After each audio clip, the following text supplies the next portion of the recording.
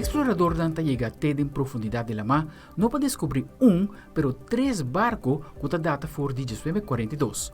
Bista único de investigação de Kiko para passa durante a batayanan de Guerra Mundial. Jeremy Roth de CNN com o detalhe. Watch explorers get an up-close look at not one, but 3 sunken World War II aircraft carriers in stunning detail. The expedition, led by the Ocean Exploration Trust, offered an unprecedented examination of the carriers lost in the massive Battle of Midway in 1942.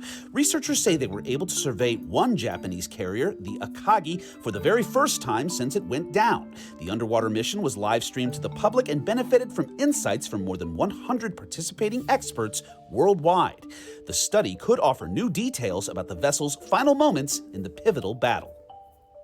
And now to a surprise revealed not by going down in the water, but by the water going down. Tower Rock, a formation in the Mississippi River, normally reachable only by boat, is now accessible by foot due to severe drought levels. The plummeting water line has made this the 2nd year in a row that local looky-loos and intrepid trekkers can make this rare rock walk without getting their feet wet. Finally, take a look at what's believed to be the oldest fish in an aquarium anywhere in the world. That's according to the California Academy of Sciences, which says this Australian lungfish was brought to Steinhardt Aquarium in San Francisco in 1938 and has outlived all other fish brought there before World War II. Appropriately named Methuselah after an infamously old biblical figure, the fish is estimated to be around 92 years old and is described by aquarium officials as charming. For Take a Look at This, I'm Jeremy Roth.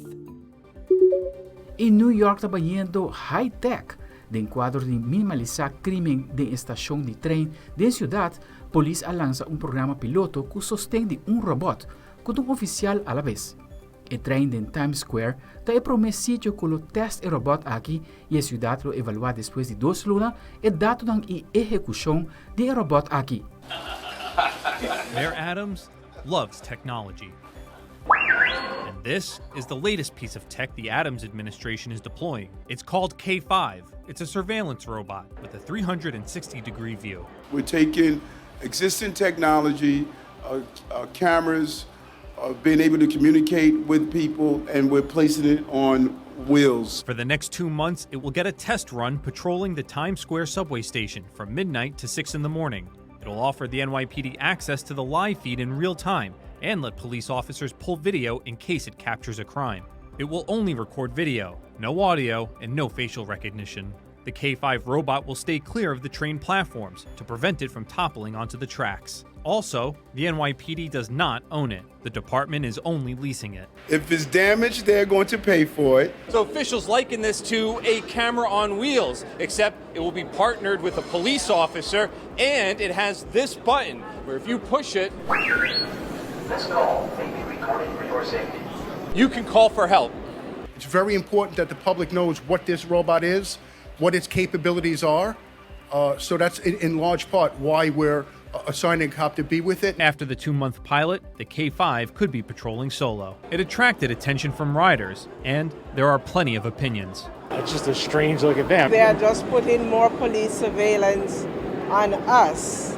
So New York is now a police state. That it'll catch more of the dangers we see in the city every day. Maybe more people will be willing to take public transportation if they don't feel so scared all the time. Like there's crazy people daily, every day. Meanwhile, members of the Legal Aid Society have been critical of Ademas' expansive use of technology like drones and digidogs. After the K5 was first announced this spring, the group sent a letter to the NYPD Inspector General saying the NYPD needed to get public feedback on it and issue a report on how it will use this new technology as required by law, saying, "The autonomous security robot is a more powerful surveillance technology than a situational awareness camera and is used in different ways." An NYPD spokesperson said the department complied with the law because the K5 security robot is already covered by its policy on situational awareness cameras. Detallarán de origen de bida por queda revelar, depois de finalização de missão de NASA que começou em 2016 de OSIRIS-TEX, e material de asteroide Bennu, da cerca Investigadornan caba e pronto lo revelar o resultado. Nos canal aliado de TV Canaria, com detallarán. La misión Osiris-Rex se lanzó en 2016. 2 años después ya orbitaba su objetivo, el asteroide Bennu. En 2020 su brazo mecánico extrajo parte del material en una maniobra extremadamente compleja. Este domingo ha llegado a la Tierra para dar respuesta a numerosas preguntas. Está compuesto por mucho carbono, tiene silicatos que han estado en contacto en el pasado con agua líquida y por eso son tan interesantes, y también potencialmente pues compuestos orgánicos, ¿no? Que un poco el agua y los compuestos orgánicos que pueden ser los precursores de la vida en la Tierra, ¿no? Julia de León participó desde La Palma en uno de los grupos de trabajo. Posibles diferencias de composición en la superficie del asteroide, y en particular también ayudamos a elegir el sitio del que se iban a recoger las muestras. Osiris-Rex pasará ahora a ser Osiris-Apex para estudiar a Apophis, que se acercará a la Tierra en 2029 y será fácilmente observable.